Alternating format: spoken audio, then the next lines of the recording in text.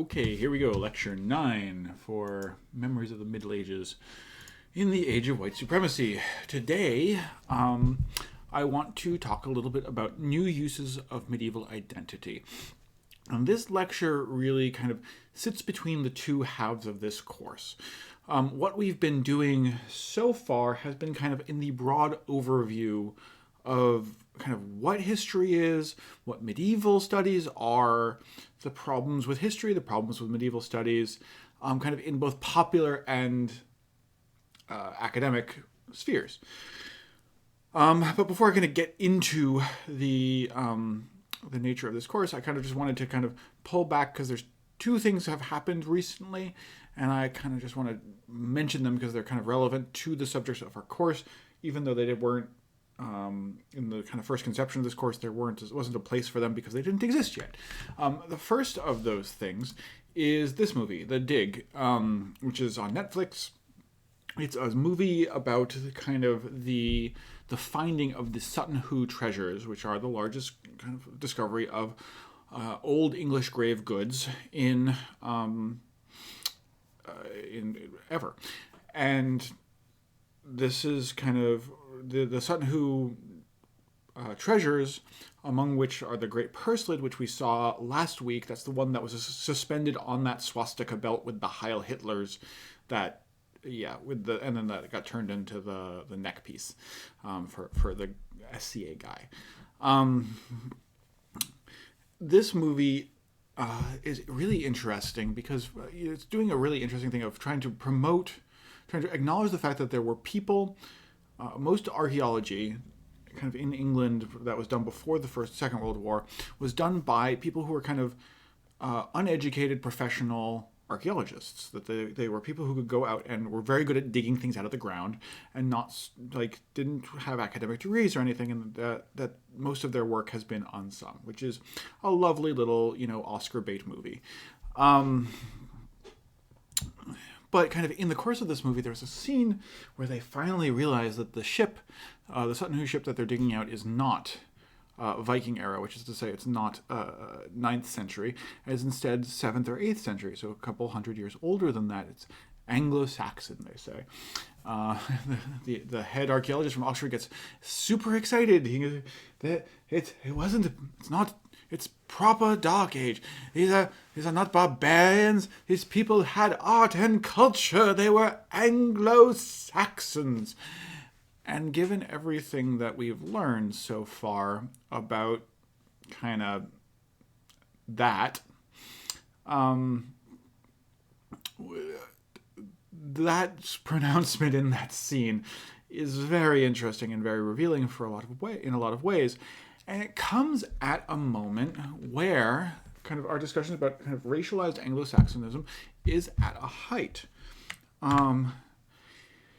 If you have a chance, if you are very online, I suggest you follow this person's Twitter, ISA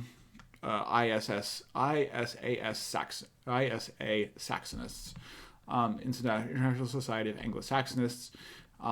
This is a woman named Dr. Mary Rambaran Ohm, who is she's a postdoc at Toronto, University of Toronto, I believe, in medieval studies. She kind of collects and argues about and kind of spends a lot of her Twitter time and professional time talking about Anglo-Saxonism as a racialized term. And kind of in the background of this slide, you can see a whole bunch of the kind of things that she's collected from social media about the way people use Anglo-Saxon as a racialized term. Her Twitter is great. I highly suggest you follow her. She also does get numerous death threats, unfortunately, for this work from, among others, the Oath Keepers, which is a far-right organization, recently made a video targeting her, which is great. Anyway, check this out. This is kind of a thing that's been happening recently. And kind of I just wanted to make people aware of, and just these are things that are this is a conversation that is continuing, right? This is a contemporary issue. Anyway, Another thing that kind of happened recently, which is to say in January, late January, is that the University of Leicester in the United Kingdom gutted its pre-modern English department. They used the excuse of the pandemic to say they didn't have the money, or they're allowed to restructure because of the pandemic. You usually can't fire tenured professors. If there's a financial crisis, you can. They've used this to dissolve their pre-modern English department, which is to say they're professors of Old and Middle English. And they said they did it because they wanted to put money into what we might shorthand as woke studies, which is to say feminist or critical race theory studies. Right? They wanted to take this money from a place which is boring and old and put it into subjects which are fantastic and new. And there's two problems here. The first problem is on their side. They're not going to do that.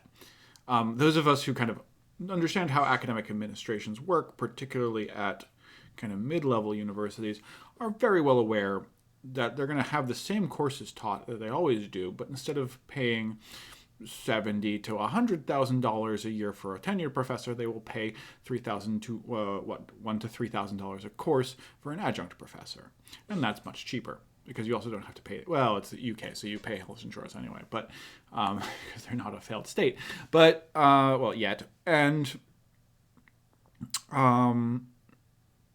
yeah.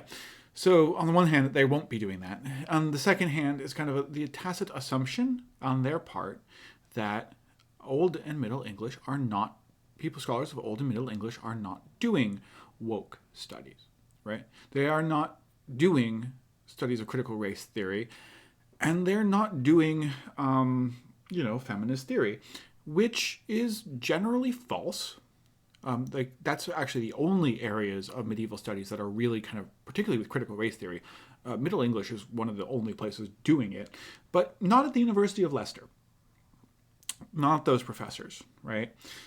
And so we have a problem. The response to this has been twofold. The first response has been, but we need Old English. And the other one has been, those gosh darn POCs and women demanding we pay attention to their issues, look what you've done. Right? And those are each problematic for their own reasons. I'm not going to even talk about the second one because it's absurd and rude and wrong and sexist and racist. I don't want to deal with it. The first one, the idea that but we need Old English studies, kind of shows you why in the first place the University of Leicester felt that they could make this claim, right? That they could say, we're going to get rid of this because it's boring and old and no one cares about it, because the field won't change. And not only could people kind of foresee, those of us kind of in woke studies, foresee this assault, this avenue for assault by kind of a university administration on medieval studies. Excuse me. We saw it coming. In 1998, so before most of you were born, I was 12. Now you figure out how old I am now. In 1998, a scholar by the name of Kathleen Biddick published a book called The Shock of Medievalism. And if you have a chance and you are kind of a person who likes reading theory, I suggest you check out this book at some time when you have some free time. I didn't assign it because it's kind of deep and complex, and a little bit it's much more fun for me to kind of do this course with the secondary readings that we have. But it does kind of reading through this book is one of the reasons why I'm teaching this course, and it's one of the things that's guided how I've constructed this course. So it's very useful if you ever have a really good interest in reading it. Certainly if you're thinking about graduate work in medieval studies, you must read it. In any case, in this book, Shock of Medievalism, 1998, Biddick has an essay that she entitles Bede's Blush, and we'll get into that title in a second. And kind of that essay ends with a little vignette. And that vignette is a made-up story about an encounter in a medieval studies reading room. Or a reading room at a medieval institute at Stanford University. This is actually the reading room of the Medieval Institute at Notre Dame, but it's the one I could find a picture of, so we'll pretend. And she kind of points out that before she even gets started, she points out that having a medieval institute at a university means you are definitionally at the top, not only of an academic hierarchy, but the pyramid of privilege, at which kind of Western culture is at the top, at which kind of Americans are at the top, at which rich and privileged Americans are at the top. At the very pinnacle of that pyramid, you find medieval institutes, because a medieval institute is a remarkably expensive thing for the humanities. It requires you to have a functioning medieval institute. Not only requires the library and the room, but it requires a level of medieval faculty. A number of medieval faculty, teachers, professors, postdocs, that is almost unaffordable for almost any other place. At most universities, in any given department, any given humanities department, you will have one professor who deals with everything that happens before 1500. So like one professor in the English department, one professor in the history department, maybe two for classics. One to do Rome and one to do medieval, maybe if you're lucky. And that's it. Right? So 1 to 2, maybe 3 people kind of who could sit in that room. At an institute with a medieval studies department, you have professors, at least one professor of Old English, a professor of Middle English, a professor of High Medieval History, a professor of Early Medieval History, a professor of Late Antiquity, a professor of Byzantine Studies, a professor of Latin Paleography, a professor of Medieval Latin, a professor of Medieval Greek, right? A professor of medieval architecture. These are all things that you find at universities with institutes for medieval studies. And that's, an Ivy League salary is something around the order of $200,000, which is times, that's $1 million in salaries alone for 5 professors, maybe $2 million. So it's an expensive thing to have around for a humanities department, or for humanities in general. And so kind of in this very, very privileged and elite space, Biddick imagines a conversation between 4 people. The first of these is the dean of Stanford University. Now, I don't expect you to be familiar with academic structures, but the dean is basically the person who runs shit, right? They're the head of the academic administration. By my picture choice, you can see that they're not well loved by professors as general rules, because they're mostly kind of, if they're talking to you, it's because you're in trouble or you want money and they don't want to give it to you. The dean is in conversation with a professor of Old English. And kind of sitting in on this conversation, because she has to, because she's the chair of the humanities curriculum, which means she's in charge of overseeing which classes are available in the humanities, is a self-professed feminist Chicana theorist, right? This is what Biddick calls her. And the final character in this drama is the Venerable Bede, a 9th century English saint, who is probably the most famous English saint. He is a monk. He was a monk at the Abbey of Wearmouth Jarrow, which is kind of in the northeastern coast of England, just kind of below Scotland, raided by Vikings several times. Bede himself is most famous for his Latin work called The History of the English People.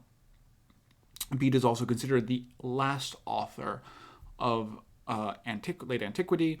The patristic. He's the last author of patristic literature. Patristic literature, which is the foundational literature of Christianity, ends with Bede. So, not an unimportant character. And of course, 8th century in England, this is the height of Old English / Anglo-Saxon whatevers. Anyway, so in this four-way conversation with three real and one pretty imaginary character, the dean starts off by asking the professor of Old English how that professor can kind of, how they teach, how are they planning to respond to the fact that half of the students enrolling in Stanford over the next decade will no longer claim English as their mother tongue. That is, they will cease to have that 19th century claim to the property of English that kind of naturally lets them study the medieval English history, right? No claim to the past, not a mother tongue. The professor replies that the study of Old English is useful. The dean is unpersuaded by this, as one might expect, and tries again. She says that she wants to keep the discipline around. She kind of respects the work and the scholarship and the technical expertise that goes into knowing Old English and teaching Old English, but kind of notes that unless Old English scholars try to redescribe their discipline in ways that differentiate it from the 19th century kind of understanding of what it means to do Old English, the field will die out. Right? 1998. University of Leicester just said the exact same thing. Actually said, now you're dead, right? 2021. And the dean notes that early medieval thought, the fields of early medieval thought and scholastic theology are already dead letters. There are already fields, parts of medieval history, parts of medieval studies that have ceased to exist because they could not make an argument that they should continue. Right? They are, in the words of one of the readings this week, answer which has lost its question. And while the dean and the professor of Old English are having this, shall we say, conversation with elevated voices, the Bede and the Shakana theorist kind of start talking to each other. Because the Shakana theorist is actually quite interested in Bede, because Bede is a multilingual character. Right? In order to exist in 8th and 9th century Northumbria, North England, Bede must have known Old English, Brythonic, Scots, Pictish, and Latin, 5 different languages from at least 3 linguistic trees. Incredible diversity of language. And when the Shakana Shakana theorist asks Bede about this kind of multilingualism, he says, well, yes, I live in a world where it's incredibly important to have interpreters. And those interpreters are almost always people who have been exiled from their own society and are traveling. And this kind of importance of exiles and travel as liminal kind of people to bridge between us and others is one of the ways in which my world functions. And the Chicana theorist thinks about this for a while and asks, like, what? But you write, you know all these languages, but you write in Latin. What? Why? And Bede says, well, because everyone will understand Latin. And the Chicana theorist says, well, oh, so you're a go-between. Bede doesn't understand this concept. This is a new concept. This is a concept that comes out of post-colonial theory. And so the Chicana theorist explains. She says, well, for Chicana theory, for feminist, for kind of, for my theoretical work, we look at a woman named Malinche, the woman who is the Aztec translator for Cortez when he arrived in Mesoamerica during the conquista as a conquistador, right? To conquer Mexico for the Spanish Empire, Mexica for the Spanish Empire, and she is a go-between, right? Chicana feminists often use her as a metaphor for their own identities, of people forced to interpret between two men and two cultures.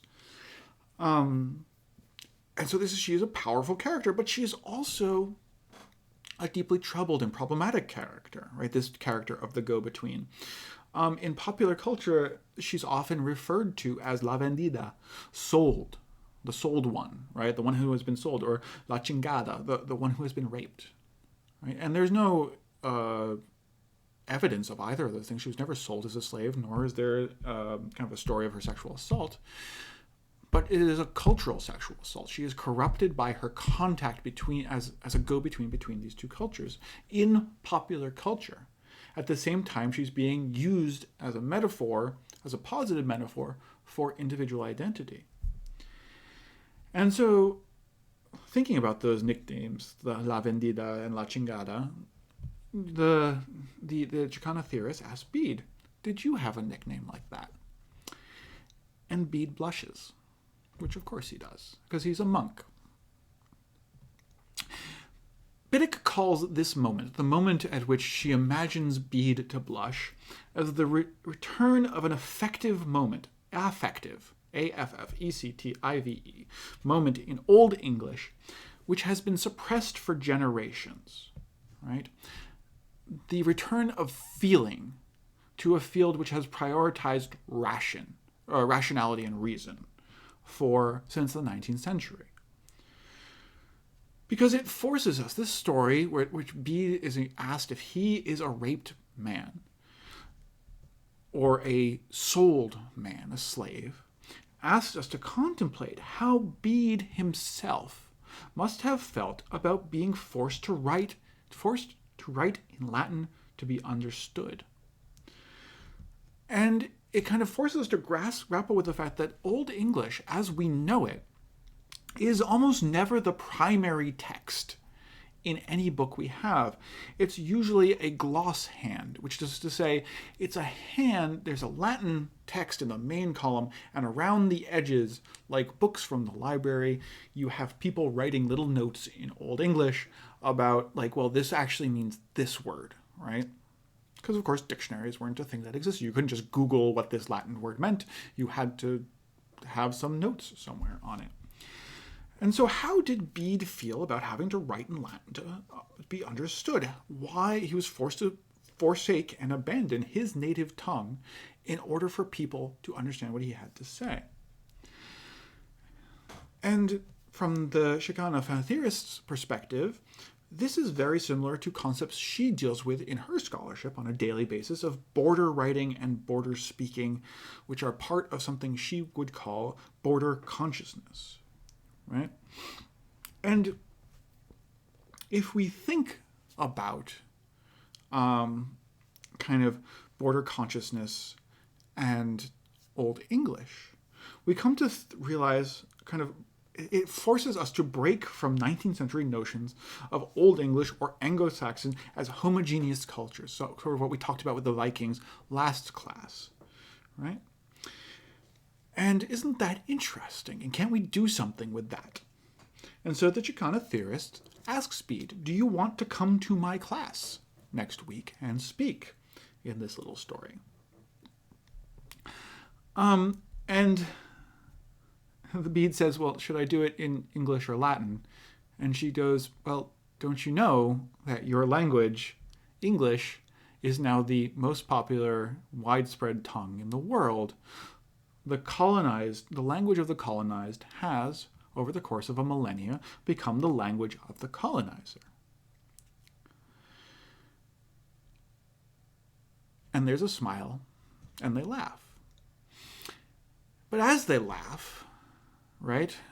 There's a smile, they laugh, because for the Chicana theorist, engaged historical thinking about language negotiation, positionality, your own role in between cultures is interesting and useful. And doing comparative studies across old time, but even if you're talking about contemporary Mexican border versus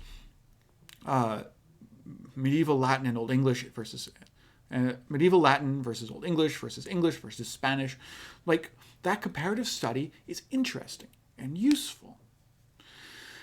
And so the Bede and the professor of Chicana theory go get a coffee as the dean and professor of Old English devolve into shouting about the utility of Old English. And as they kind of walk out, even as she's enjoying herself, the Chicana theorist kind of has a sad moment where she realizes that she is still acting as a go-between between theory and Bede, right? Between the dean and Old English, right? Between academic and popular imaginations. And in a sense, that's difficult, but it also is, in a sense, what a teacher is. Now, that's a fun little story. It's a kind of an interesting little vignette. It's thought-provoking in a lot of ways. But what's its point? I'm going to pull out, I'm going to say 4 things. There's a lot of points. I'm going to pick 4 of them. First, new medievalism, which is to say positivistic, theory-adverse scholarship, is killing the discipline. And it's killing a discipline that is still interesting and relevant if the person teaching it knows what to do with it. Second, the continued life of that discipline depends on relevance. But it's not just bidirectional, right? We're just not just saving the medieval studies, right? By saving medieval studies, we learn more about other things by comparison. Third, you can't undo previous constructions. You can only create new ones.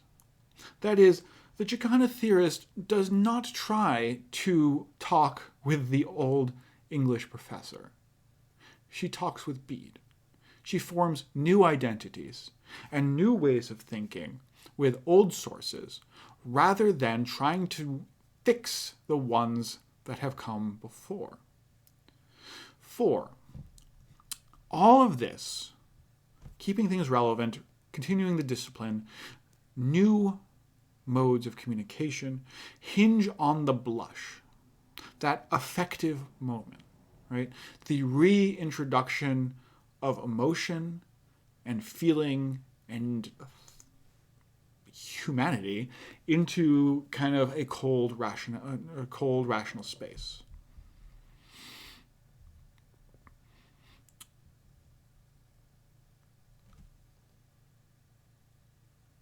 So, on one hand, even as we study, as we will kind of, particularly as we get into the Crusades of all things, we will continue to find these negative examples, these rather horrible neo-medievalisms with people kind of grabbing things and using them for racist, sexist, horrible purposes. We need to kind of think, but what do we do? How can we construct new identities? We need, in some ways, to address these old ones, to shut them down and close them out. But doing that, we need to recognize, is not enough. It is not going to solve anything. What solves things is to construct new ways of thinking.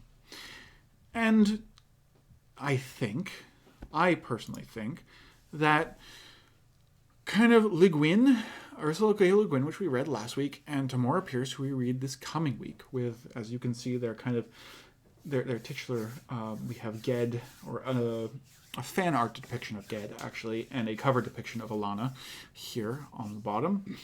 I think these 2 authors provide characters who are examples in a positive vein.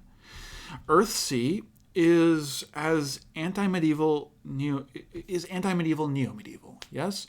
Is using Tolkien's language and an idea of the Middle Ages and deliberately twisting it, right? It's moving from a continent to a set of islands. It's a book about connections and making connections and not running away from your past and embracing your past and thereby solving it. Right? That is actually what happened. You have to chase, spoilers, Ged has to turn around and go catch his shadow that he released. Right? She takes the dress, the aesthetic. She has Vikings in there, old men with staff and beards, those are wizards, an obsession with name and language. It's all there, but it's inverted in a great way. Like Ged or Sparrowhawk is the greatest wizard of all time. You're told that from the beginning, right? But his true greatness comes with him being broken down, with him being made humble. He has the power from the beginning. The story is about learning not to use it. He has an aversion to battle. And this is not unmonastic, by the way, because there's a lot of similarities between kind of Eastern monasticism and Western monasticism. We have fragmentary islands instead of a unified continent, that sort of a thing. Pierce, however, is doing something different than Le Guin, because Pierce is effectively Tortall, the land in which she kind of frames her stuff, is basically Spain. There's the Yanomami Islands, which are not on this map, which are off to the left, which are basically the Canaries. Like it's just Spain, and that's fine, right? There's also things like Persepolis, which is kind of in the middle, which is right by the A in Tortall there. That's an ancient city that actually exists, or existed, things like that. So her map is kind of an alternate history Europe in a way. She has knights, and these knights are, if you look at kind of the pictures, they're kind of the ultimate kind of neo-medieval mashup of what we want a knight to be rather than what anyone's particular armor looked like at any given time. It postulates a series of training and ordeals, a formal structure to knighthood which never existed, particularly never in the Middle Ages. But it also, it has very strong differences, but from both Tolkien and Le Guin. Pierce's idea of magic is substantially different from either of them. There's no language, it's color. Her character, Alanna, has to disguise herself, right? Her gender is not made general knowledge until, I think, book 2 of a 4-book series. And she's still the only woman in the series, the only woman who becomes a knight until Pierce wrote a second series, 30 years after this one. And in it, we can almost see a conflict between Generation 1 and kind of different modes of feminism. And Pierce's narrative is much more direct. It's much more of an author substitution. We can see much more of kind of the idea that actually, Pierce actually started as a fan fiction writer. The idea that, this is her writing herself into a fan fiction rather than, Tolkien wasn't writing himself as Tolkien wasn't writing himself as Frodo. I don't think Le Guin saw a lot of herself in Ged. And Pierce, unlike the other two, because she is writing in 1983, I think, or 1980, is writing for a second wave feminist audience. She is writing for an audience who is looking for this sort of story, which is a sort of story for which an audience did not exist in 1988 or 1968, and which did not exist in 1953 for Lord of the Rings and Earthsea. And so it's kind of not absurd to think that she is actually like sneaking female knights into neo-medievalism. But even as she does so, even as she kind of like puts this idea of this very old idea of woman disguises self as man to fight war, which we see examples of from antiquity through the Civil War, this is still a limited role. We kind of have to acknowledge that the role she's introducing into the kind of neo-medievalism is limited. Kind of like the Black Captain of the Guard, singular female knights are a trope, right? From Éowyn, in a sense, to Brienne of Tarth. And they're kind of commented on as oddities. So one of the things to think about while reading Pierce this week is Alanna an advance? Is it a victory? Is it something we should want more of? Or is it something that we should have, that was good for its time even? And in some ways it is. I think a lot of ways it is, specifically because, from my own experiences, it got me thinking about gender and gender theory in medievalism a lot earlier than I otherwise would, because I had been reading these books since I was 10. And I also know a lot of women who became medievalists because they read this sort of literature. Right? So the power of representation, public representation, in changing the academic field is not insubstantial. But all of our neo-medievalisms that we have read so far, from Tolkien to Pierce to Le Guin, have targeted middle to upper class white audiences, right?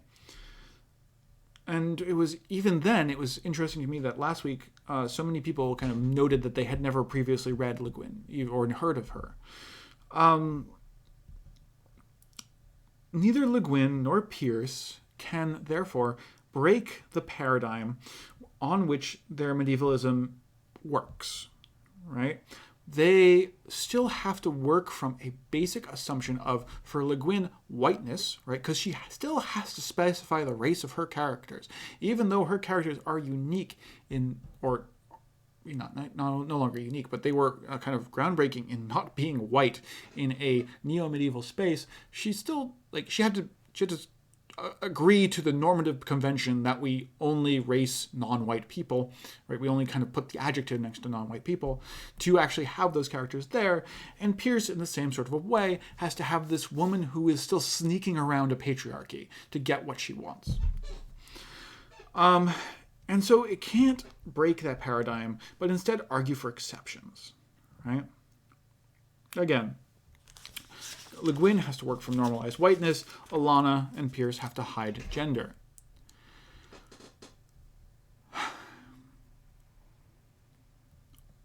So, kind of between these two poles, between kind of the academic approach of that Chicana theorist, right, and this popular approach of Le Guin and Pierce's writing, right, both offer kind of positive approaches, not positivistic, right? Not rational, kind of like rational and the exclusion of all else approaches, but positive approaches, right? Building approaches that don't just try to say no to this, but let's do this instead. They advocate for new ways of thinking about medieval Europe rather than rejecting those which already exist, or they try to modify those that already exist rather than just destroying them entirely. They must use that which came before. And neither Le Guin nor Pierce really confronts racialization or kind of misogyny in medieval history or in the memory of medieval history directly, right? They're not out there being like, Ged is black and you should deal with it. They're saying, they're just kind of, it's a side, it's a mention, it's kind of on the edge of your vision. And in a way, this makes sense, right? You cannot logic someone out of racism or sexism, because racism and sexism are not logical positions to begin with, right? And in a way, this kind of construction of new stories is maybe a way of what we were calling walking away from Omelas last section, right? You can't upend the system, which kind of in our metaphor is to release the child, because you cannot make that decision from others. You don't have the right to free this one child and ruin everyone else's life. One person doesn't have the right to destroy Omelas, right? So you have to instead kind of take what you have, take the experiences that you have, go somewhere else and build something else. And in some ways, I feel like I like this idea. I think this is a good solution. But it's also kind of profoundly unsatisfying, right? As many of you noted last week, the ability to walk away is itself inherently a position of privilege. It's something kind of building your own thing instead of trying to actively confront something else works great in the absence of armed insurrections at your capital. And at least kind of taking the metaphor to extremes, you still have to live in Omelas, right? No matter how kind of positive my ideas of the Middle Ages are, I still have to work in a field of medieval studies that is the old field of medieval studies. You all have to live in a culture that has not yet changed to adopt new understandings of the Middle Ages. And so, kind of across all these ways, Pierce almost has the most, even though her work is like much less literary, she's much more of a pulp author rather than kind of a high literature author than Le Guin, offers a more realistic, in a way, approach, right? You have to kind of hide and wrangle and fight and take what you can get, right? And you have to work within the system you have and kind of, if it works out, it works out. And it's a question of how to change that which does not want to change from within. And that's a difficult thing because, by simply being part of it, you are reinforcing a system. It's almost the master's tools cannot disassemble the master's house.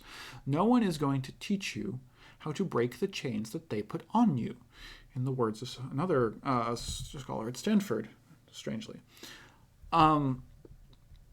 But there aren't many other ways. You can't get outside the system to change it, right? So that's why these sorts of deeply thought half measures, as it were, are the only way some people, or at least I, and I make no claims to brilliance in this fashion, can see forward. And when we do this, when I kind of look at this trajectory for kind of race and critical race theory, I don't think it's actually inaccurate to compare the trajectories of the way people talk about feminism and feminists with the ways people talk about critical race theory and people who do work on racial justice. If you look if you just read kind of objections to feminist theory circa 1990, they're pretty much the exact same kind of objections, particularly in the academic sphere, that you encounter for critical race theory today. With people saying, well, I just can't find black people in my sources. And in 1990, they were saying, I just can't find women in my sources. And shockingly, over the past 30 years, they've managed to figure it out. Because, there's a lot of dumb professors, but they're not all dumb. And even for feminism, the success of feminism is by far and away incomplete, right? Patriarchal structures are still very much in place. White women voted overwhelmingly for Trump. There's still a pay gap, a gendered pay gap.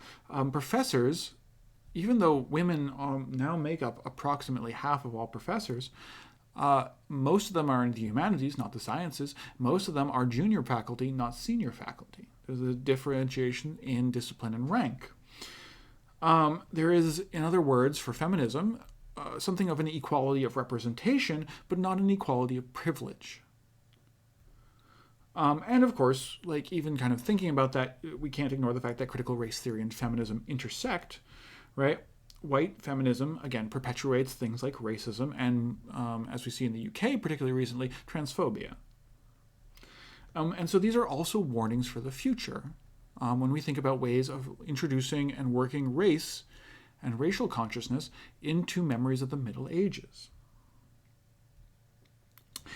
And so the task we have in front of us is one of shaping memory. And I'm going to be honest with you guys, I am not so arrogant. I'm pretty arrogant, but not so arrogant to think that the Middle Ages are going to be the most important part of that task going forward. But I hope, at least with this course and with these lectures so far, I have convinced you that they are at least something we have to pay attention to as we do so. Right? And so that's why. So the past few weeks have focused on the scope and depth of the problem. From here on out, however, we will tackle two subjects in depth in order to give you the tools to do some of this work yourselves. And those two subjects are the Crusades and medieval religion. And neither of them are what you expect. But that we will start talking about next week. As always, if you have questions, email me by Thursday at noon, and I will put them into a response video. Office hours are, of course, Wednesday from 1 to 3. I have been having quite a long line, so if I don't let you in for a while, it's not because I don't see you, it's because the person in front of you and I are talking. So just kind of hang around. If you are still if you are in queue by 3 o'clock, I will get to you. I will not be like, oh, office hours are over. If you are already in queue by 3 o'clock, I will get to you. We will talk. So stick around. Don't leave. Unless you have things to do, in which case, sorry. If that time doesn't work for you, please reach out for emails. I am more than happy to schedule other times outside of that to talk in office hours. Other than that, I will see you guys on Friday.